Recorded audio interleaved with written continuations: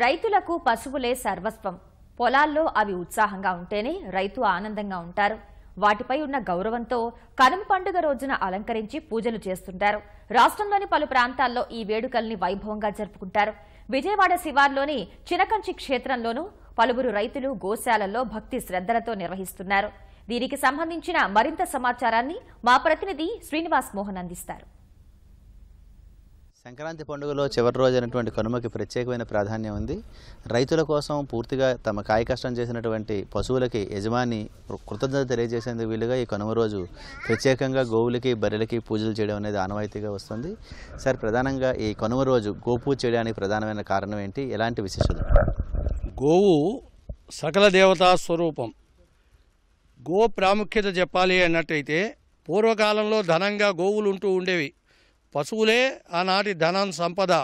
అందువల్ల ఈరోజు కనుమ పండగ నాడు గోసేవ చేయటం, గోవుల్ని ఇంతకాలం సంవత్సరం పాటు మన కాస్త ఆశ్రమిస్తూ మనకి పాడి పంటలతో తొలతూగుతూ చక్కగా సౌఖ్యంగా ఉండేటట్టుగా చేస్తున్నటువంటి ఆ గోవులకి, గేదెలకి, పశువులకి కృతజ్ఞతగా పూజలు చేయటం అనేటువంటిది జరుగుతుంది.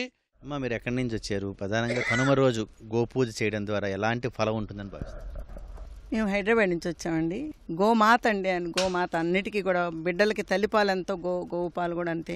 గోవు యొక్క పంచగవ్యాలు అంటారు. మూత్రం, పేడ అన్ని గోవు యొక్క నెయ్యి, ఆవు పాలు, పెరుగు ఇవన్నీ 5 కూడా అమృతంతో సమానం అండి. వృషభాలు, ఎద్దులు వ్యవసాయానికి ఇదివరకు అవే మూలం కదండి. ఇప్పుడంటే ట్రాక్టర్లు వచ్చినాయి. కానీ తల్లికి ఎంత ప్రాధాన్యత ఇస్తామో గోవుకు కూడా అంత ప్రాధాన్యత ఇచ్చి వాళ్ళని పూజించుతూ వాళ్ళని మనం కాపాడే గోవుల్ని సంరక్షించాలని మా అందరి ఆకాంక్ష అండి. అందుకని ఈరోజు ప్రత్యేకంగా గోపూజ చేద్దాం అనుకున్నామండి. ఏంటండి గోపూజకి విశిష్టత ఏంటి మాస్టర్? ఎలా గోపూజలో ప్రధానంగా గోపూజకు ఉండే విశిష్టత ఏంటి? తల్లిపాలు ఎట్లాగో ఆవు పాలు కూడా తల్లి తండ్రిని పోగొట్టుకున్నటువంటి పేద విద్యార్థులకు కానీ పేద శిశువులకు కానీ ఆవు పాలు పట్టడం అనేటువంటిది మనం అనాదిగా ఆయుర్వేద వైద్యులు చెబుతున్నటువంటిది.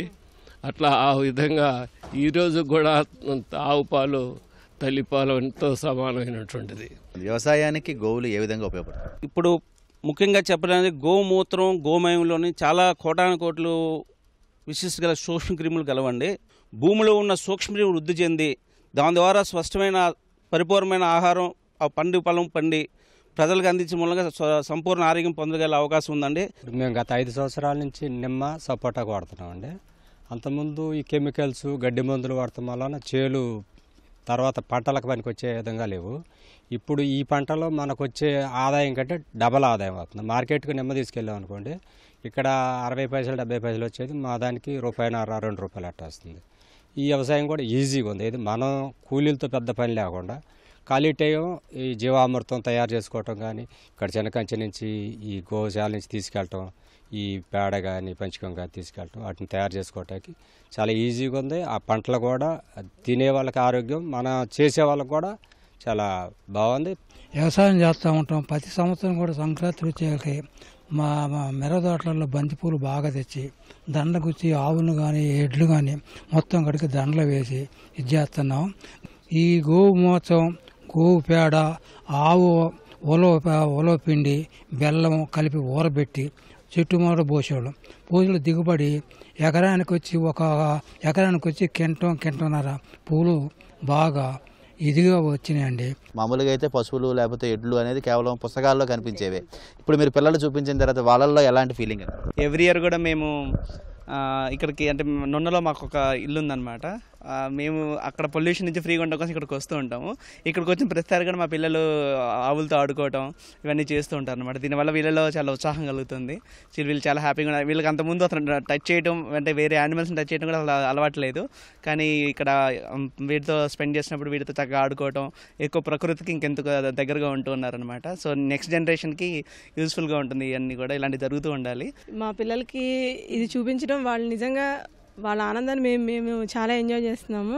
At the same time road మీద కానీ ఇంకా చాలా గోవుల గురించి ఎన్నో వింటున్నాము. అలాంటి పరిస్థితుల్లో ఇంత మంచిగా ఇన్ని గోవుల్ని సంరక్షించడం అనేది నిజంగా ఇక్కడ దీనికోసం చేసే వాళ్ళందరికీ పేరున నా కృతజ్ఞతలు. అంటే ఎలాంటి పూజ చేయాలి? గో సంరక్షణకి ఏం చేయాలి? మనకి పూజాది కార్యక్రమాల్లో పంచగవ్య ప్రాశన అని ఒకటి నియమంగా విధించబడి ఉన్నది. ఆ పంచగవ్య ప్రాశం చేయడంలో గోమూత్రము, గోమయము, ఆవు పాలు, ఆవు పెరుగు ఇవన్నీ కలిపి మనం తీర్థంగా పంచగవ్య ప్రాశం చేసి అవి మనం రోజు తీసుకోవడం, దాని మూలంగా శరీరంలో ఉన్నటువంటి వ్యాధులన్నీ కూడా నయమైపోయి ఆ రకమైనటువంటి మనకి సంపూర్ణమైన ఆరోగ్యాన్ని కలుగుతుంది.